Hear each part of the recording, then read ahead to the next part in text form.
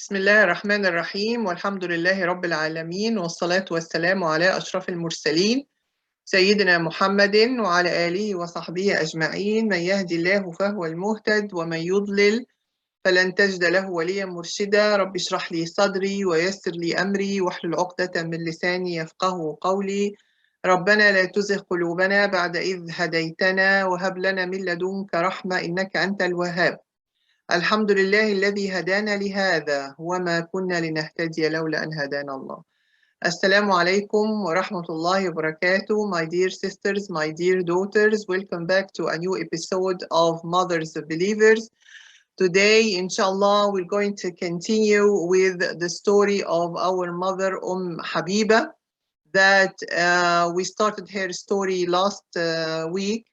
And we spoke that Habiba is supposed to be the daughter of the leader of Mecca. At that time, the chief of Mecca, he was Abu Sufyan ibn Harb.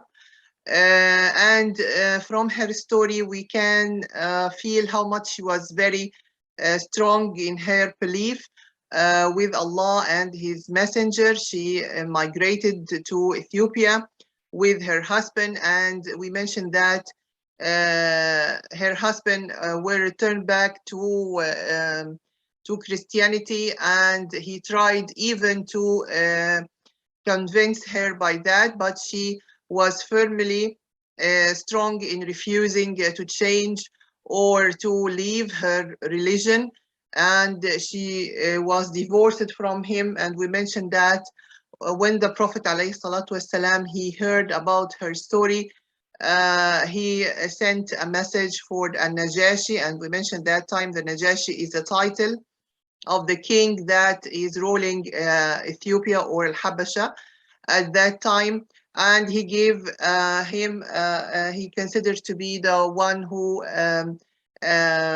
present the proposal of the Prophet ﷺ to Sayyidah Habiba. She was very happy and she accepted this proposal, and she returned back to Al-Madinah with, as we mentioned, with the many Muslims that used to present in Al-Habasha, and that was the first time they were returned back to Al-Madinah after the Prophet ﷺ migrated to it. And this all happened in the 7th year of the Hijrah.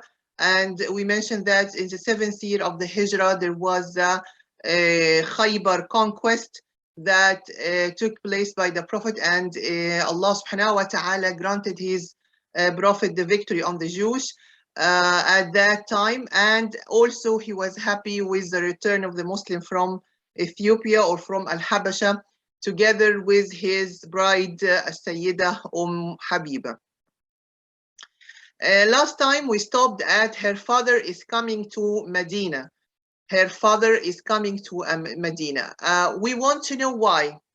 Why Sufyan ibn Harb, the leader of Mecca, is returning back to Medina. I would like to tell you that we are in the 7th year of Hijrah. And we mentioned before in the Sirah that during the 6th year of the Hijrah, there was a treaty called Hudaybiyah. Hudaybiyah treaty took place between the Muslims and the disbelievers of Mecca at that time.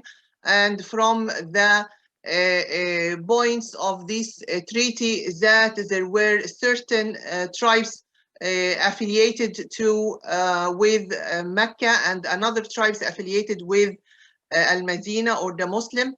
And what happened that there was like contravention to this treaty.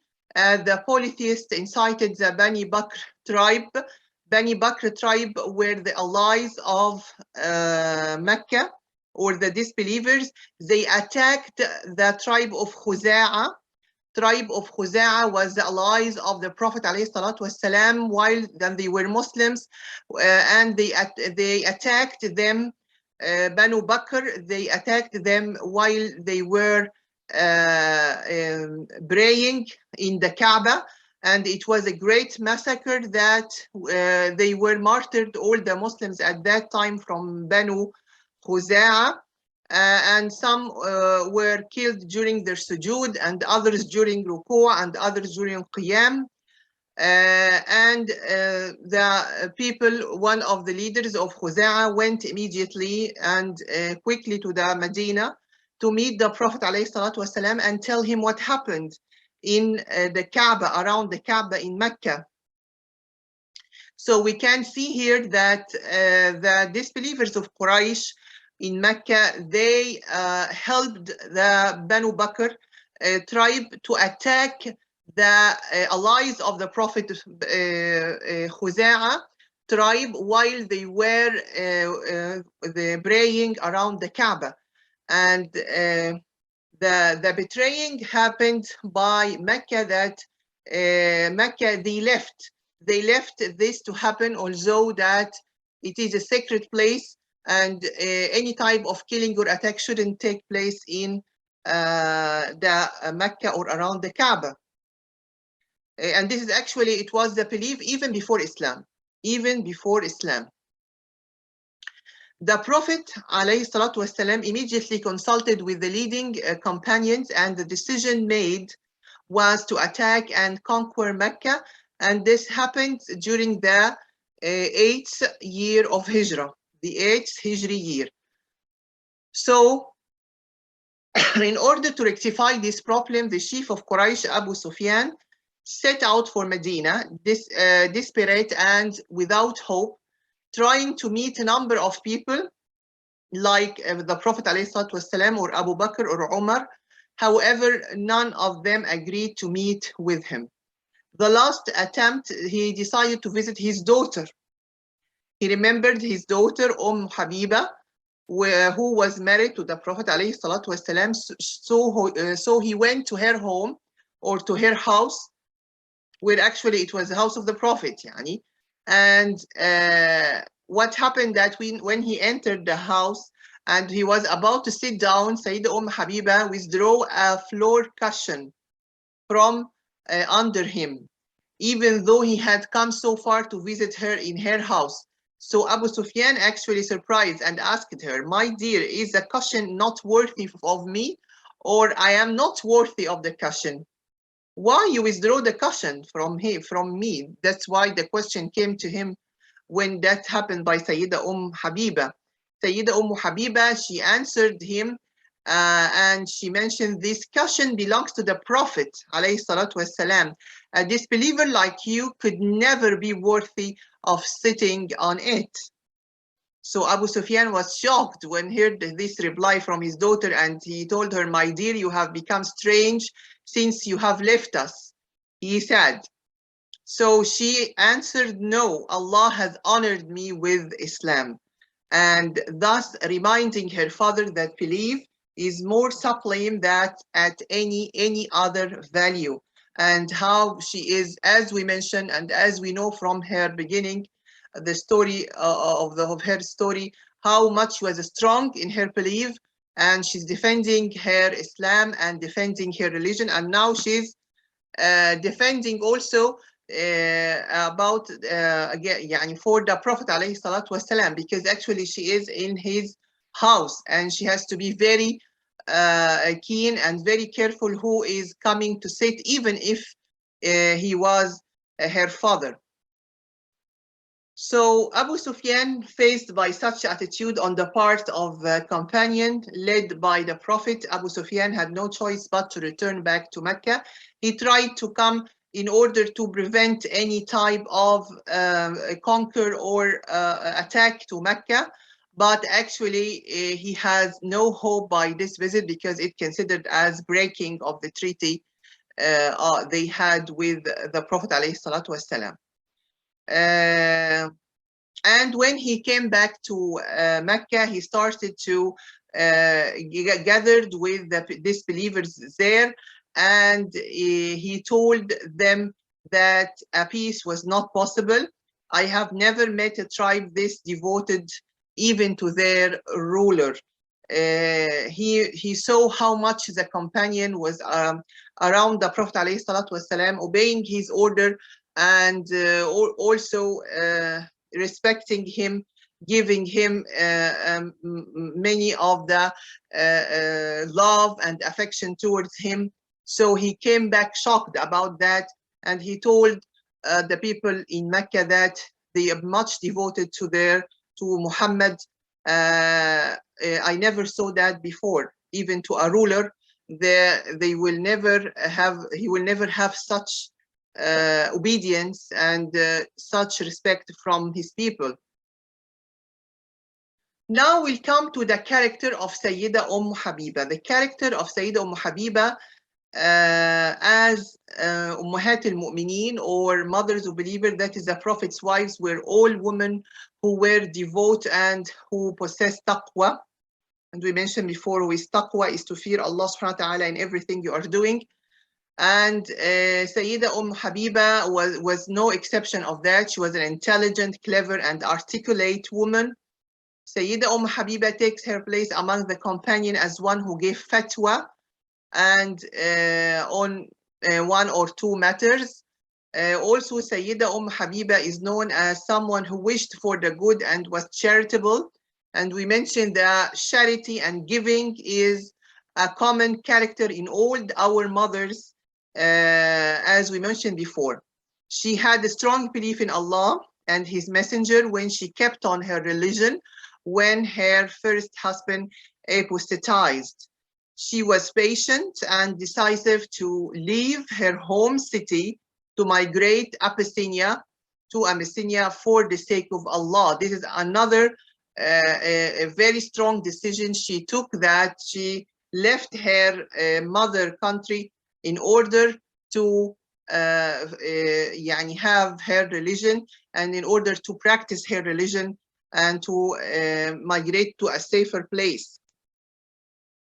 Sayyidah Habiba reported around 65 hadith from the Prophet, and though it's possible that this number is higher, when she reported hadith, she would make ablution. She would make wudu. Before telling the hadith of the Prophet, she first made wudu and would request the person who was listening to also to have wudu. You can feel how much she is appreciating the words of the Prophet ﷺ. Before saying the hadith, she's make a wudu, and also she requested from the one who will listen to her to make a wudu when he's listening to the words of the Prophet. Sayyidah Habiba remained married to the Prophet ﷺ for around 4 years, and she continued to live for 34 years after his death.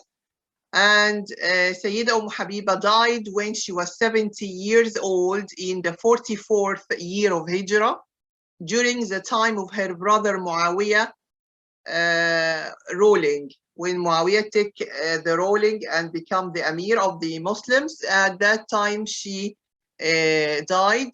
And we know that her brother Muawiyah is Muawiyah ibn Abi Sufyan. So that was our mother, Habiba. Now we'll come to the lessons, which is very important. What are the lessons to be learned from our mother, Habiba? We mentioned before that she was the daughter of the leader of Mecca, which means that she is from a noble family and rich family, and have a very rich life and wealthy life. But being a member of this leading family and lived in a life of nobility, wealth and luxury and comfort, this didn't prevent her from listening to the truth. And she found out how about Islam, and she became a follower. She was a living example of the hadith uttered by the Prophet ﷺ. The real life is the life of the hereafter. She recognized that this is the reality. This is the truth of this world. The wisdom behind our life is to search for the real life. What is the real life? The real life is the life of the hereafter. So she didn't as many people are doing. She didn't prefer this life to the expense of the hereafter. She followed her belief, and she was very strong in defending this belief until the last day of her life. The troubles she experienced didn't force her back to her former life from the age of ignorance. She was able to protect her beliefs and even to abandon the country in which she was born, and grew up to go to Abyssinia, where she could practice her faith in safety, as we mentioned. So she's a great example for those who are, when faced by the smallest trial, cry and they start saying, there is no way out. I can't practice my religion. My husband, my wife, my job prevents me from practicing my religion. So there is no excuses. You have to search for a way. All the time we have to search for a way in order to practice our religion, in order to keep our religion and keep our belief in a strong and safer way, and we can practice it and not be back to astray by any justification. Her husband changed his religion and became Christian, but this didn't turn her from Islam, demonstrating her courage, intelligence, bravery, obedience, submission, and resolution to Islam. After marrying the Prophet ﷺ, and because she preferred the brotherhood of Islam over her own family ties, she didn't allow her own father, Abu Sufyan, who was not yet Muslim, to sit on the cushion of the Prophet ﷺ. Of course, her father later on, he entered Islam after the conquest of Mecca, and also her mother and her father embraced Islam, and actually after entering Islam, they were good Muslims, and they have a lot of situations and circumstances that they prove to be they are really seeking the Allah subhanahu wa ta'ala and his messenger. Abu Sufyan later, he lost his eyes. He lost both his eyes during battles. He was participating in battles with the Muslims against disbelievers, and they were good Muslims. And even her mother also, she embraced Islam and became a good Muslim woman. Sayyidah Habiba cleaned this room, decorated it. Remember when she entered her house, she started to decorate and to make it clean and to just spray the perfume and distribute the different good smell scents. Remember the gifts that been taken from Al-Najashi, from Al-Habasha or Ethiopia, and that's why the Prophet was very happy when he entered her house and start to have this fragrance and cleaning and decoration for him. So this is give us also another lesson that how the Muslim woman should always try to fulfill the order to make everything in her house beautiful, as good as possible. It's not important to have an expensive things, but the simple things can be also give more beauty to the house.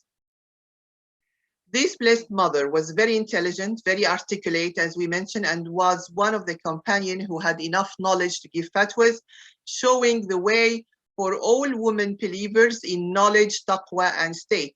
And again, this is very important because now we have another one of our mothers. We mentioned about our mother Aisha radiallahu anha, our mother Hafsa, and now we have and Salama, and now we have Habiba. How they were not just wives of the Prophet, they were actually, all of them reported hadith after the Prophet death. And as we mentioned, from them who gave opinions in Islam, and many of the Sahaba many of the male companions were students for them, and they were teachers for them, and they giving like classes, especially for Sayyidah Aisha. Remember that she had to give classes for both the females and the males Muslims at that time.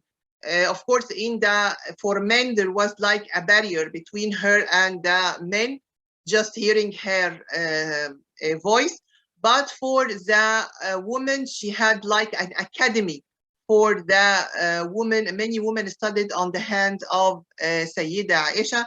And now we can see the same thing happened to a Sayyidah Habiba by giving her knowledge to the companions, whether they are men or women.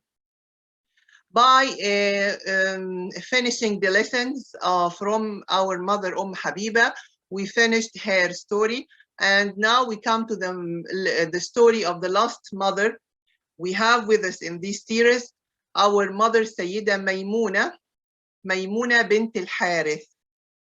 Mayimunah bint AlHarith. Mayimunah, as we mentioned, Mayimunah bint AlHarith was the last wife of the Prophet alayhi salatu wassalam, and her initial name was Birra. The family of Birra was very righteous family actually. Her full name was Birra bint Harith ibn Hassan al-Hilaliya, and she was born in Mecca. Her mother was Hind bint Auf, and she has four sisters. Two of them were from her parents, and others are half sisters for her. And the four sisters were believers and were from the righteous Muslim women. We have her sister, the elder one is sister, her name is al-Fadl. al-Fadl is the wife of Abbas. Al-Abbas is the uncle of the Prophet alayhi salatu wassalam. We mentioned that the Prophet has around 10 uncles, and two of them only were Muslims, the Hamza ibn Abd al-Muttalib and Al-Abbas. So the wife of Al-Abbas was her sister al-Fadl. Another sister for her was the mother of Khalid ibn al-Walid.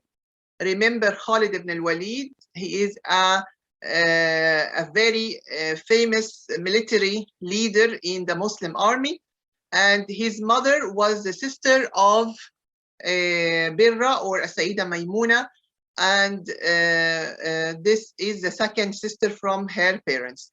Another two half sisters for her from the mother side.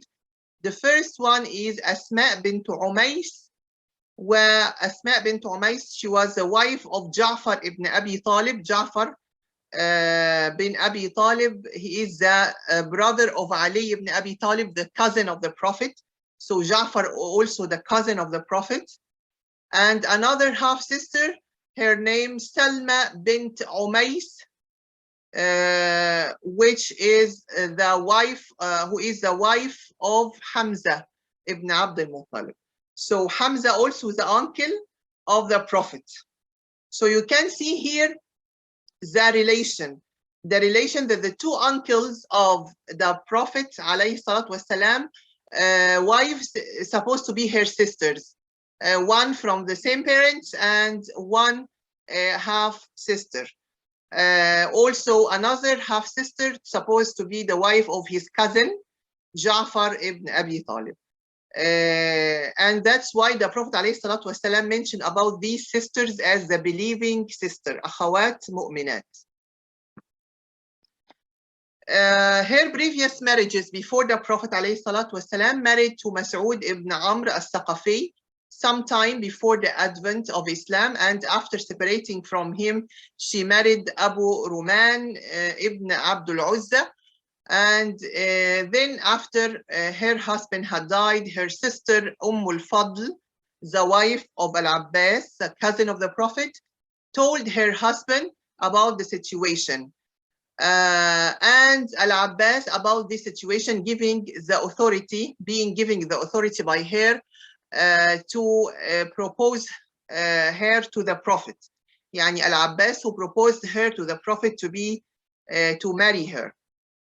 Immediately, Al-Abbas went to the Prophet after he has the permission of Sayyidah Birra or Mayimunah that she will accept. If the Prophet will marry her, she will accept. So after her sister told Al-Abbas that about Sayyidah Mayimunah, he immediately went to the Prophet and spoke to him about Birra, and she was 36 years at that time in the 7th Hijri year. This happened during the 7th Hijri year, and suggested that they marry. Prophet Muhammad alayhi salatu wasalam accepted this offer and appointed Ja'far. Remember Ja'far, his cousin, and also he is the husband of her half-sister. Ja'far is the husband of her half-sister, as we mentioned, Asma bint Umays. So he offered him and appointed him and Birra's brother-in-law to go for her hand, to go and ask her. So when the marriage proposal from the Prophet ﷺ reached Birra via an envoy, she was riding a camel. When the envoy came to her, Ja'far, and told her that the Prophet is proposing to you, she was great joy and excitement, to the degree that she said, let this camel and she who is on it be for the Prophet. So she was very happy, and she said the camel and what over the camel is for the Prophet. And that's why the scholars mentioned in Surah Al-Ahzab, ayah number 50, is speaking about that, and any believing woman who dedicate her soul to the Prophet if the Prophet wishes to wed her. So they mentioned that this ayah came in Sayyidah Mayimunah bint AlHarith. The Prophet gave her mahr or dowry around 400 dirham. The Prophet ﷺ had been married to Birra after Umrat al-Qada in the 7th Hijri year, and after he had removed his ihram in Sarif. Sarif is a place between Mecca and Medina. So he did the Umrah, and after finishing and removing his ihram, he married to a Sayyidah Mayimunah. And this, as we mentioned, was his last marriage in the 7th year of Hijrah. And as he was able to enter Mecca without fear and in safety for the first time in 7 years with Birra, he gave her the name of Mayimunah. So he changed his name from Birra to Mayimunah, which was for him meaning Mayimunah in English is the good fortune. The good fortune, because at that year he was able to go to make Umrah in Mecca with the companion, and they were happy about that. So he told her, because actually Birra in means the perfect. Birra means a place the perfect. So the Prophet ﷺ was not happy about that old name from the age of ignorance, about that people are having these names. So he chose for her a better name, which is Mayimunah, or the good fortune. Sayyidah Mayimunah radiallahu anha, she entered the house of the Prophet Muhammad ﷺ in peace. She had the joy of being blessed by Allah with becoming Muslim and the honor of being the wife of the Prophet. You can see that the happiness of the wives of the Prophet is very unlimited and priceless, because what they are thinking is to be with him. All the companions loving the Prophet ﷺ, but for to be the wives or the mothers of believers, as Quran mentioned, this is another category. So we can say that though every woman that the Prophet ﷺ proposed to her, she has that in her mind. She will not going to marry an ordinary person. She will not going to marry even if he was a Muslim, a righteous Muslim. She was going to marry the prophet of this ummah, the one that Allah subhanahu wa ta'ala praised him in the Quran and mentioned, إِنَّكَ لَعَلَى خُلُقٍ عَظِيمٍ. You are on the best morals and the best conduct, best behaviors, best attitude. So what a happiness that the woman to have a husband like that, being praised by Allah subhanahu wa ta'ala. It's a great achievement. It's something blessed to have a husband like the Prophet alayhi salatu wasalam. So this also was a way why they were happy. Everyone, the Prophet alayhi salatu wasalam proposed to her. She was very happy because she's putting in her mind that she will marry. Yes, marriage, for example, per se, will make her happy. But moreover, who is the husband? Who is the groom? The groom is the best man in the world, the best man in Walad ibn Adam, in all the children of Adam, as mentioned by him, alayhi salatu wassalam. That's why the proposal of the Prophet to his wives was a great joy and happiness to every one of them. And also for the Prophet ﷺ, as we mentioned, that all of his marriage except Sayyidah Aisha, they were previously married before, and there was a way to console them, like Sayyidah Habiba, that we mentioned about her story recently, and before her Salama, and others he married like for increasing the ties with his friends, like Abu Bakr and Umar. He married both their daughters, and for Uthman and Ali, he made them marry his daughters. So to increase the ties between him and the best companion, the Khulafa. This one of the aims. Also, as we mentioned, for making more increasing the ties of the friendship and the brotherhood in Islam, here of Bani Hilal, the tribe of Sayyidah Mayimunah, because they all embraced the Islam and supported the Prophet after that marriage. And this was the blessings of this marriage, as we mentioned before, if you remember, with Sayyidah Juwayriyah bint AlHarith, that all her tribe entered Islam after her marriage to the Prophet ﷺ. The final days. After the Prophet ﷺ died, Sayyidah Mayimunah always remembered the blessed day she had met him and the blessings in Sarif, where she had the honor of being married to him. She wanted to be buried in the same place where their marriage occurred. When Sayyidah Mayimunah died, she was buried there, and her funeral was led by her nephew Abdullah ibn Abbas. And this happened in the 51st year of Hijrah. Sayyidah Mayimunah reported around 76 hadiths of the Prophet alayhi salatu wasalam. May Allah pleased her and all the wives and all our mothers. Inshallah, next time will be the last time in the series of Mothers of Believers. Next time we're going to speak about Maria from Egypt, Maria al-Qibtiyya, the mother of Ibrahim, the son of the Prophet alayhi salatu wasalam.